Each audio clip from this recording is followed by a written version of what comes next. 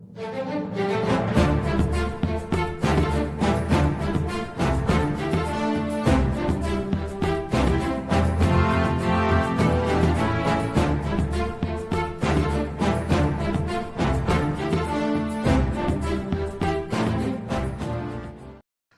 bien bonjour à toutes et à tous, j'espère que vous allez bien. Aujourd'hui on se retrouve pour une nouvelle vidéo sur One Piece, nouvelle théorie.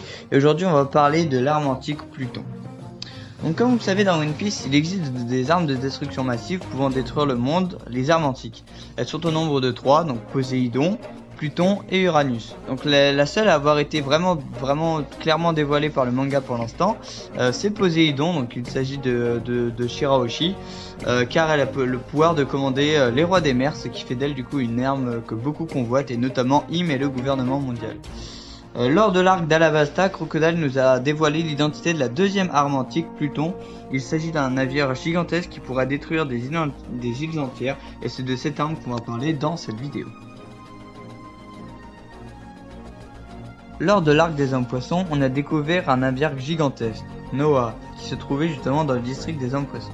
Selon la légende, il aurait été construit il y a très longtemps, sûrement pendant le siècle oublié, sur l'île des hommes poissons.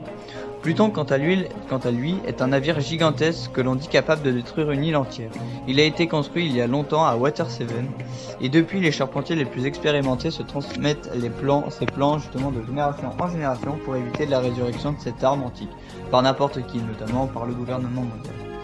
Alors au niveau de la taille, les deux navires se correspondent parfaitement car Noah fait la taille de la moitié de l'île des hommes poissons. Il est donc gigantesque comme Pluton. Au niveau des dates, ça peut se tenir aussi car les deux navires ont été construits il y a très longtemps. Cependant, il y a un petit problème.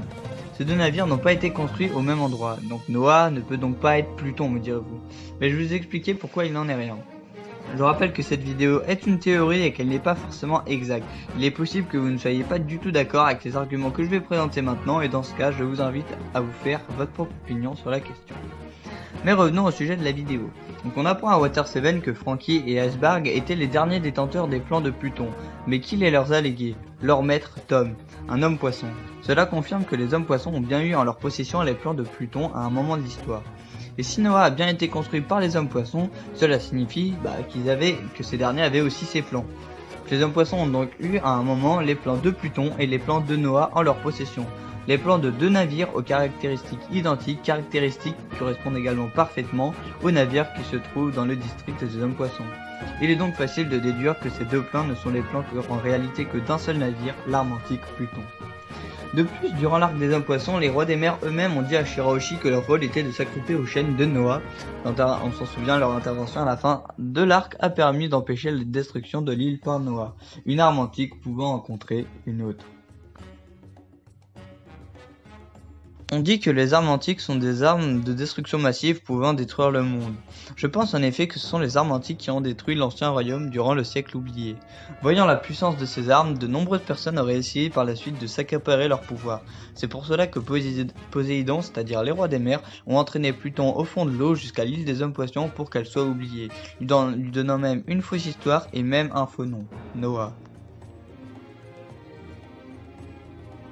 On sait que les armes antiques sont des armes de destruction massive. Shirahoshi n'est donc pas Poséidon, mais elle est considérée comme telle, car c'est elle qui contrôle les rois des mers, la véritable arme antique.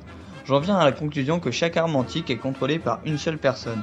Ces personnes sont donc aussi dangereuses que les armes antiques et sont donc appelées comme les armes antiques qu'elles contrôlent.